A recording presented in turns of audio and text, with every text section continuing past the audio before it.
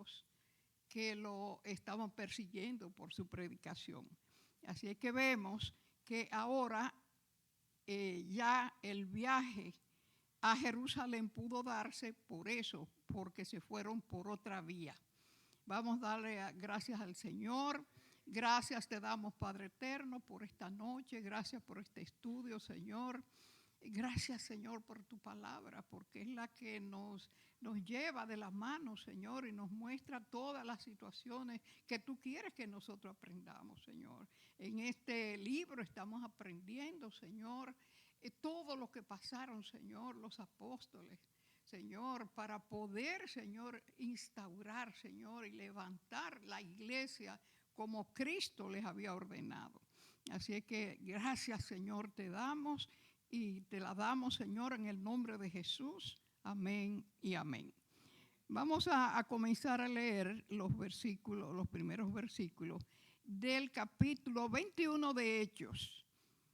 Aquí está hablando Lucas, el escritor del Evangelio de Lucas, que por eso se llama así, y que es el mismo escritor del libro de los Hechos. Porque vemos que él está hablando aquí en primera persona.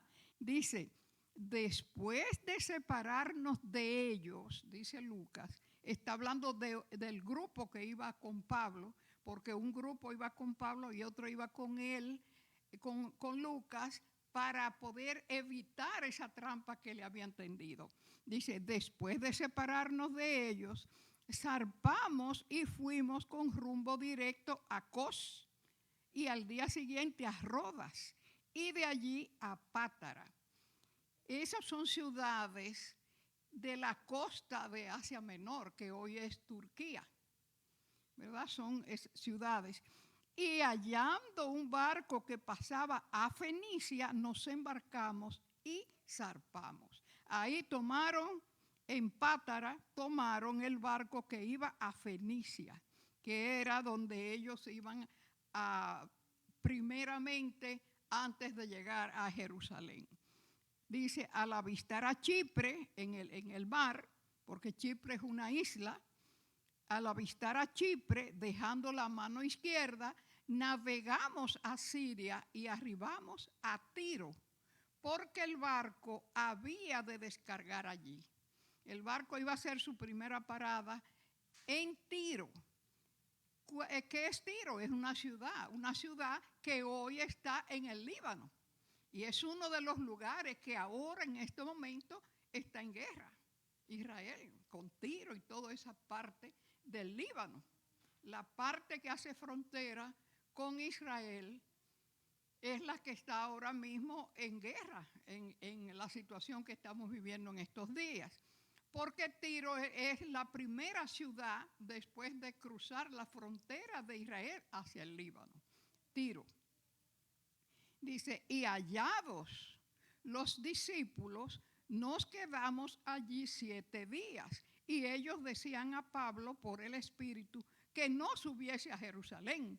Cumplidos aquellos días salimos, acompañándonos todos, con sus mujeres e hijos, hasta fuera de la ciudad, y puesto de rodillas en la playa oramos. Y abrazándonos los unos a los otros, subimos al barco y ellos se volvieron a sus casas. Vemos que llegaron a Tiro, ya estaban en tierra cerca de Israel. Llegaron en el barco hasta Tiro, y como Tiro hace frontera con Israel, pues ahí se quedaron unos días porque ahí había una iglesia bastante grande. Fíjate que ellos dicen que se encontraron, buscaron a los hermanos con sus mujeres y sus hijos y oraron con ellos. Tuvieron ahí algunos días, dice también. Y al final, ya abrazándose los unos a los otros, subimos al barco y ellos se volvieron a sus casas. La gente de Tiro, de la iglesia, fueron a despedirlos, porque el barco se paró ahí a descargar y mientras tanto ellos tenían esa relación con los hermanos. Ahora el versículo 7. Y nosotros, dice el apóstol, dice Lucas, que es el que está escribiendo, y nosotros completamos comenzamos la navegación saliendo de Tiro y arribando a Tolemaida, que es la primera ciudad de Israel, la primera ciudad del Líbano, la frontera, y ahí viene Tolemaida, que hoy se llama San Juan de Aco, yo creo, es que se llama esa ciudad en este momento. Yo he estado ahí, pero ya no se llama Tolemaida. Y habiendo saludado a los hermanos, nos quedamos con ellos un día. Se quedaron ahí en Tolemaida. Al otro día, saliendo Pablo y los que con él estábamos, fuimos a Cesarea. Ahora vemos una ciudad que sí hemos visto muchas veces en la Biblia. Cesarea. Hay dos Cesareas. Esta es Cesarea de Filipo, que fue la Cesarea marítima. La Cesarea que está en la costa, que también hemos estado ahí, en la costa, y que esa Cesarea es donde estaba aquella cárcel donde después al final del libro de los Hechos vamos a ver que estuvo Pablo preso en esa Cesarea, por donde ellos pasan solo de paso ahora, pero luego él va a estar preso ahí después al final del libro, como vamos a ver. Y entonces vemos que ahí se quedaron. Al otro día, saliendo Pablo y con lo que él estábamos, fuimos a Cesarea y entrando en casa de Felipe, el evangelista, que también conocemos a Felipe. Ustedes recuerdan Felipe que estuvo predicándole al etíope, el eunuco etíope en el camino. Ese es Felipe, que ahora vivía en Cesarea. Y dice Felipe, el evangelista, que era uno de los siete diáconos, y posamos con él. Tenía 4 hijas doncellas que profetizaban.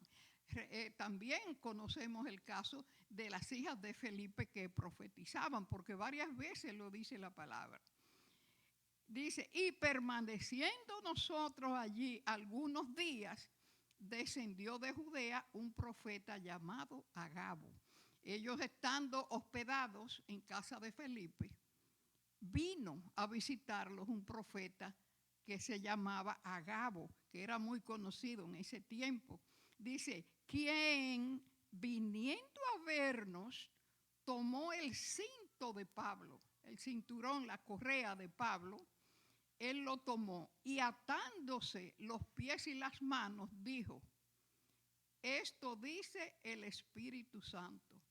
Así atarán los judíos en Jerusalén al varón de quien es este cinto y le entregarán en manos de los gentiles.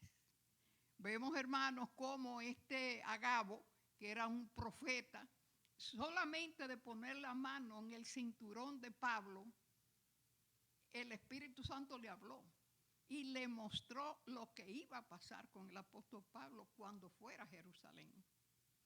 Y se lo dijo ahí mismo, dice, así atarán los judíos en Jerusalén al varón de quien es este cinto y le entregarán en manos de los gentiles.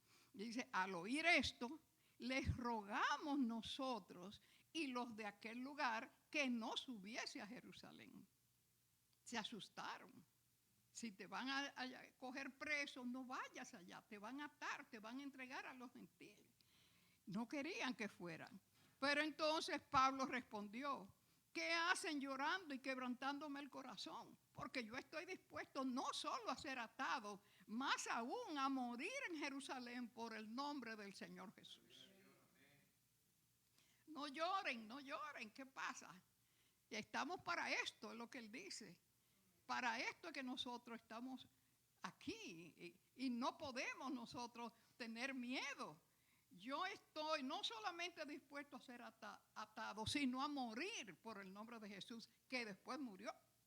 De hecho murió, ¿verdad? Estaba dispuesto a todo. Dice, y como no le pudimos persuadir, dice Lucas, desistimos diciendo, hágase la voluntad del Señor. Hágase tu voluntad, Señor. Después de esos días, hechos ya los preparativos, subimos a Jerusalén. Siempre hablan de subir a Jerusalén. Jerusalén está alta, ¿verdad? Y por eso hablan de subir. Jerusalén está en montes, pero también no solamente por lo que se sube físicamente, sino por lo que se sube espiritualmente, por lo que representa Jerusalén. Subir a Jerusalén es acercarse a Dios espiritualmente hablando. Entonces, por eso es que siempre se habla de subir a Jerusalén. Por eso los cánticos de salmos que se hacían en aquel tiempo, subiendo a Jerusalén, se llama cántico de las subidas. De las subidas, cuando subían a Jerusalén a celebrar las fiestas. Entonces vemos que ya hicieron los preparativos para subir a Jerusalén y vinieron, dice Lucas, también con nosotros de Cesarea algunos de los discípulos, trayendo consigo a uno llamado Mnasón de Chipre, discípulo antiguo con quien nos hospedaríamos. Tenían en todas las ciudades, tenían iglesias ya. Cada vez que pasaban por una ciudad vemos que siempre alguna persona los hospedaba o lo iba a orar con ellos o le llevaba algún alimento. Habían iglesias por todas partes ya. Vemos que realmente ellos hicieron el trabajo. Ahora vamos a leer el arresto de Pablo en el templo de Jerusalén. Cuando llegamos a Jerusalén, ese es el versículo 17, cuando llegamos a Jerusalén, los hermanos nos recibieron con gozo. Los hermanos de la iglesia, ahí estaba la iglesia principal, era la iglesia donde estaban los líderes, los ancianos de la iglesia. El apóstol Juan estaba ahí, el apóstol Pedro, el Jacobo, el hermano del Señor, todos esos discípulos estaban ahí, ¿verdad? Y habían muchos más, todo lo que el Señor dejó cuando murió estaban ahí. Y ellos los recibieron con gozo. Y al día siguiente, Pablo entró con nosotros a ver a Jacobo, el hermano del Señor Jesús, que en ese momento ya era un gran líder y una persona importante en la iglesia. Había dado un cambio tremendo, porque recordemos que eran de los que no creían en su hermano. Cuando Jesús estaba vivo, ellos no creían, y lo dijo el apóstol Juan en el Evangelio, porque ni sus hermanos creían en él. Sin embargo, ahora vemos y tenemos los nombres de Jacobo y Judas, que el hermano de Jesús, no Judas el Iscariote, no el traidor, sino Judas, el hermano de Jesús, que tenía un hermano que se llamaba Judas también, pues él también fue parte de la iglesia. Entonces vemos que se hallaban reunidos todos los ancianos, a los cuales, después de haberles saludado, les contó el apóstol Pablo una por una las cosas que Dios había hecho entre los gentiles por su ministerio. Por medio de su ministerio se habían hecho muchas cosas, porque hemos visto que este libro de los Hechos habla de todas esas situaciones que se levantaron en cada lugar donde ellos iban, pero la iglesia crecía. Con toda esa oposición que tenían, la iglesia crecía y se hacían milagros. Hasta resucitó muertos en el camino de la fundación de las iglesias. Entonces él le estaba contando a la gente de Jerusalén, a los ancianos de Jerusalén, cómo esas iglesias entre los gentiles en el norte, en esas ciudades del norte de Asia Menor, cómo esas ciudades, en esas ciudades se habían hecho tantos milagros y tantas cosas se habían podido lograr en el ministerio de Pablo. Dice, cuando ellos lo oyeron, los ancianos, glorificaron a Dios y le dijeron, ya ves, hermano, cuántos millares de judíos hay que han creído y todos son celosos por la ley. Es decir, celosos por la ley porque ellos todavía tenían en su corazón la ley de Moisés. Ellos querían creer en el Señor, pero tenían la ley de Moisés todavía con ellos.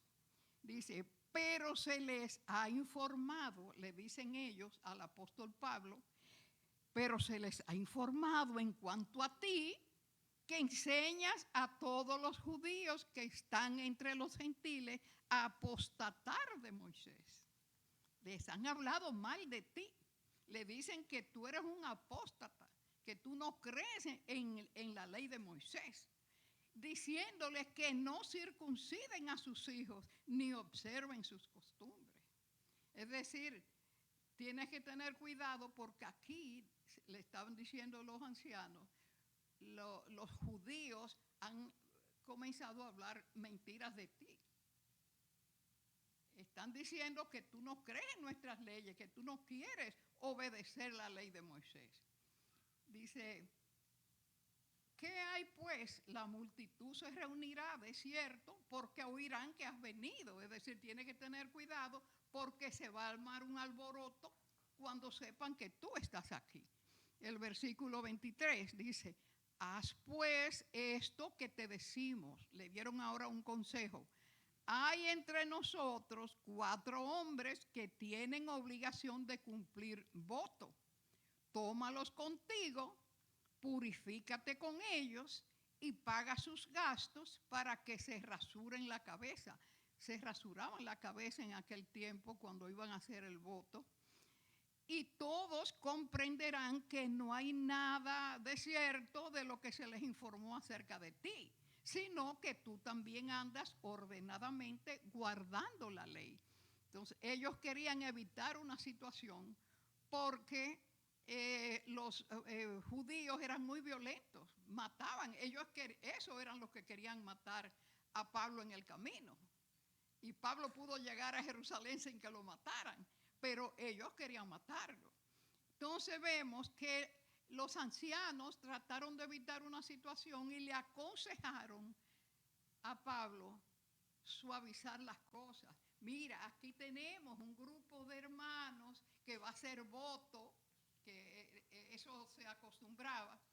En el templo, haz lo mismo que ellos van a hacer y págale aún a ellos los gastos, porque tienen que tener algún gasto, y haz tú todas las cosas como ellos lo van a hacer para que esta gente no se levanten y no molesten. Y entonces dice, así tú le muestras que tú también andas ordenadamente guardando la ley. El versículo 26 dice, entonces Pablo tomó consigo a aquellos hombres, él cumplió con lo que le dijeron, y al día siguiente, habiéndose purificado con ellos, entró en el templo para anunciar el cumplimiento de los días de la purificación, cuando había de presentarse la ofrenda por cada uno de ellos. El 27, pero cuando estaban para cumplirse los 7 días, porque tenían que, creo que eran 9 días que duraba toda esa ceremonia, pero cuando estaban por cumplirse los 7 días, unos judíos de Asia, al verle en el templo, alborotaron a toda la multitud y le echaron mano. Ya ellos no se aguantaron y no creyeron nada de lo que Pablo estaba haciendo. Le echaron mano y dando voces, el 28, varones israelitas, ayudad. Este es el hombre que por todas partes enseña a todos contra el pueblo, contra la ley y contra este lugar. Ellos decían que Pablo hablaba contra el templo también. Sí. Dice, y ha profanado este santo lugar. Dice, porque antes habían visto con él en la ciudad a Trófimo de Éfeso. Ese era un griego, amigo de ellos, que se llamaba Trófimo, que ellos lo habían visto en la ciudad con él, pero mintieron aquí diciendo que él había metido a este señor o esta persona en el templo y que había desacreditado el templo al meter un griego en su templo. Entonces dice, porque antes habían visto con él en la ciudad a Trófimo de Éfeso, a quien pensaban que Pablo había metido en el templo, pero no fue así. Así que toda la ciudad se conmovió y se agolpó el pueblo. Apoderándose de Pablo, le arrastraron fuera del templo e inmediatamente cerraron las puertas. Y procurando ellos matarle, se le avisó al tribuno de la compañía que toda la ciudad de Jerusalén estaba alborotada. El tribuno de la compañía era uno de los romanos. Acuérdense que en ese tiempo era Roma la que gobernaba en Israel. Y eran los romanos los que tenían la potestad de apresar y todo. Entonces, el tribuno era el jefe de los, ¿cómo se llama? De los soldados romanos, ¿verdad? Y entonces, aquí dice que tomando luego soldados y centuriones, corrió a ellos, porque procuraban matar a Pablo. Se le avisó al tribuno y el tribuno salió corriendo con los soldados para salvarle la vida a Pablo, porque lo iban a matar. Y cuando ellos vieron al tribuno y a los soldados, dejaron de golpear a Pablo. Entonces, llegando el tribuno, le prendió, lo agarró preso, le mandó atar con 2 cadenas y preguntó quién era y qué había hecho. El tribuno ni siquiera sabía qué era lo que había pasado. Él no conocía a Pablo. Era un romano centurión de una compañía de centuriones, pero él no sabía quién era Pablo. Entonces pregunta qué es lo que pasa, qué es lo que este hombre ha hecho. Dice, pero entre la multitud unos gritaban una cosa y otros otra. Cada uno decía lo que le parecía. Y como no podía entender nada de cierto a causa del alboroto, le mandó a llevar a la fortaleza. Entonces, para aclarar todas las cosas, lo mandó a llevar a la fortaleza.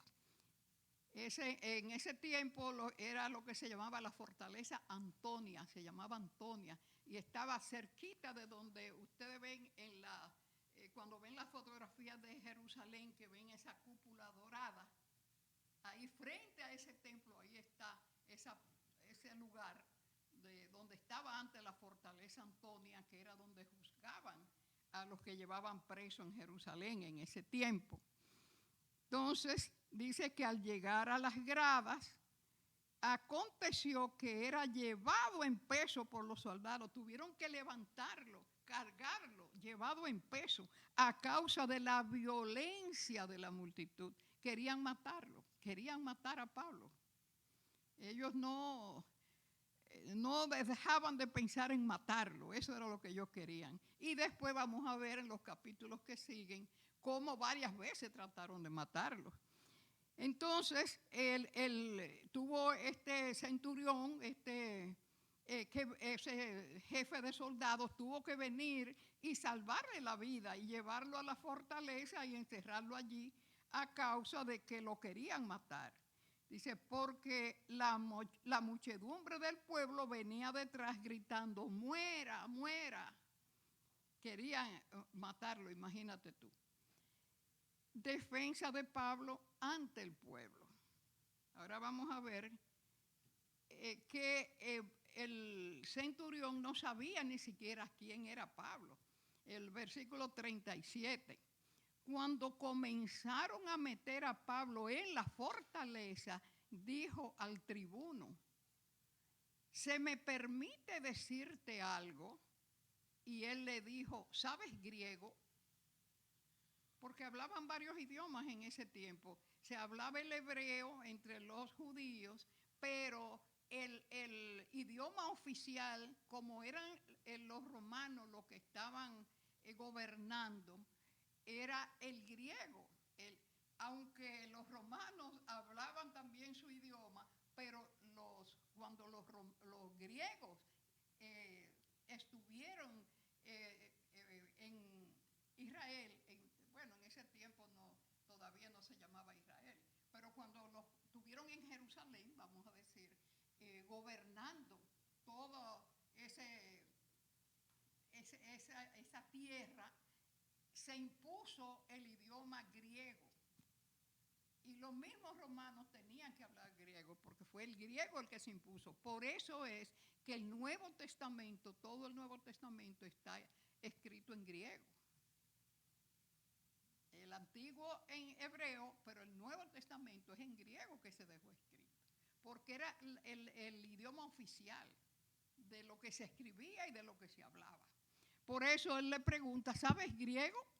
Dice, ¿no eres tú? Le preguntó el tribuno, ¿no eres tú aquel egipcio que levantó una sedición antes de estos días y sacó al desierto los 4,000 sicarios? Mira qué perdido estaba, él no sabía quién era Pablo. ¿Eres tú uno que hizo esto y aquello?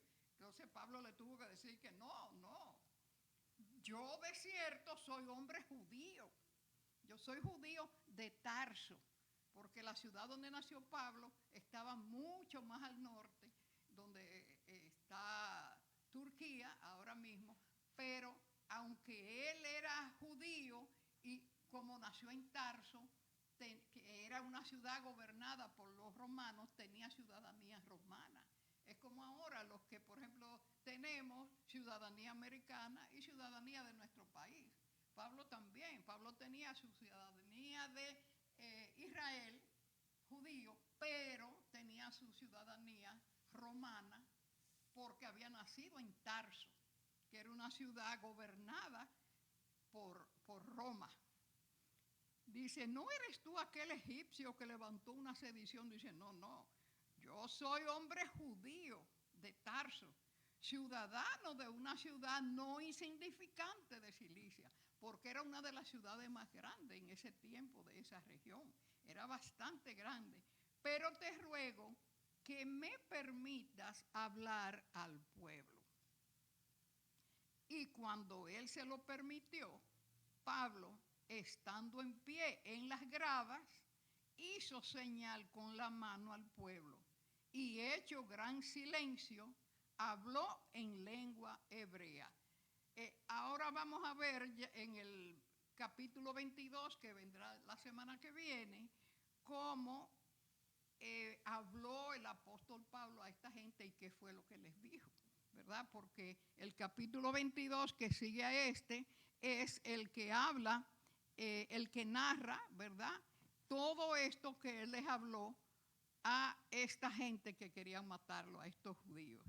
Así es que vemos, hermanos, que el libro de los Hechos es un libro muy importante, porque es un libro, por eso se llama Hechos, es un libro de mucho movimiento, es un libro de mucha acción, porque es un libro donde están las situaciones que pasaron las personas que fundaron la iglesia.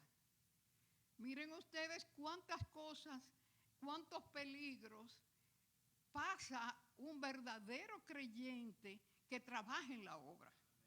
Ahora mismo, en este momento, nosotros estamos muy tranquilos aquí en este lugar donde nadie nos molesta. Pero, señores, sabemos cuánto están pasando mucha gente en algunos países de África. Lo que pasa a la gente en Nigeria, lo que pasa a la gente en Corea del Norte, lo que pasa a la gente en China, en lugares de China.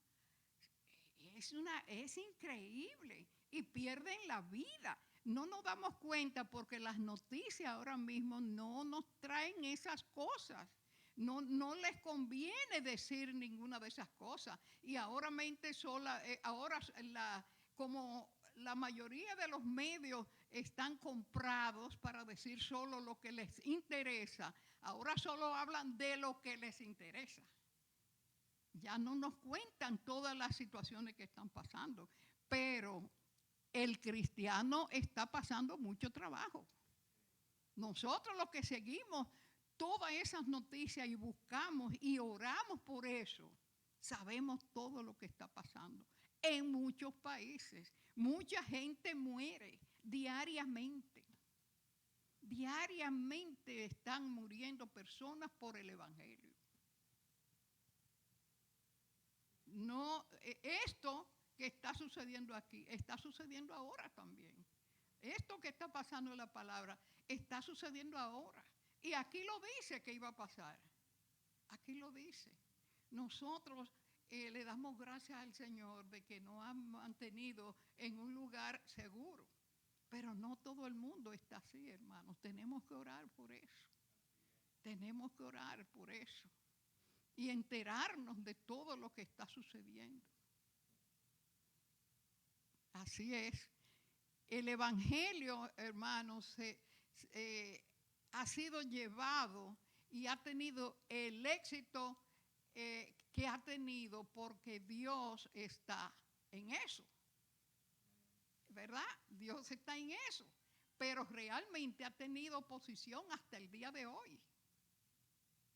Hasta el día de hoy ha tenido oposición el Evangelio. Así es que le damos gracias al Señor de que tenemos la palabra de Dios, que nos enseña todas estas cosas y nos enseña también cómo actuar en este tiempo, cómo actuar en este tiempo.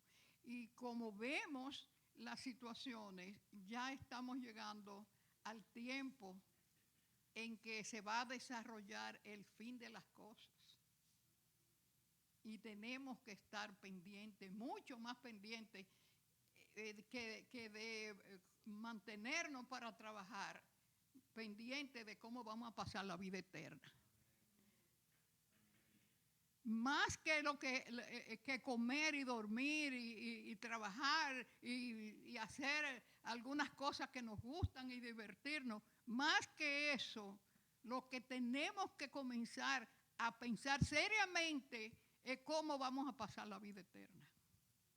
Así es que ya nosotros tenemos que hacerlo y a enseñar a la gente que lo haga también, aunque se molesten, aunque se burlen, aunque digan lo que digan, pero nosotros solo tenemos que ver con Dios. Es con Dios que nosotros tenemos que cumplir. Tenemos que cumplir con Dios, tenemos que hablarle a la gente de esto. Y nosotros mismos tenemos que estar más informados de lo que está pasando, de lo que está pasando en la iglesia en este momento, para hacer lo que tenemos que hacer, para orar y para hacer lo que hay que hacer en este tiempo, lo que nos toque hacer.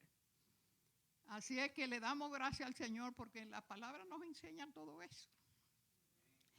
Quiero recordarles, aquí termina este capítulo, pero quería recordar que este fin de semana, viernes y sábado, tenemos nuestro tiempo de ayuno y oración.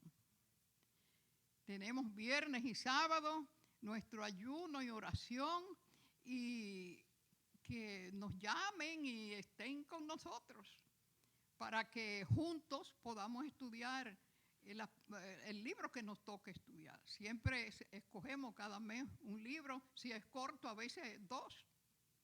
Si es muy corto, estudiamos otro más. Pero siempre es muy bueno y todos los que participan aprenden mucho. Así es que vamos a hacerlo este fin de semana, viernes y sábado, desde las 7 de la mañana. Así que le damos gracias al Señor por su palabra. Bendecimos su palabra, Padre eterno, gracias Señor. Gracias por los hermanos que están aquí presentes, gracias por los que nos están mirando por los medios, Señor. Bendícelos a todos, Señor. Padre, una bendición grande para todos. Bendice a la pastora con su familia, Señor, donde está. Y te pedimos, Señor, que muchos hermanos puedan llamarnos, Señor, y conectarse con nosotros, Señor, en este tiempo de ayuno y oración. Gracias, Padre, en el nombre de Jesús.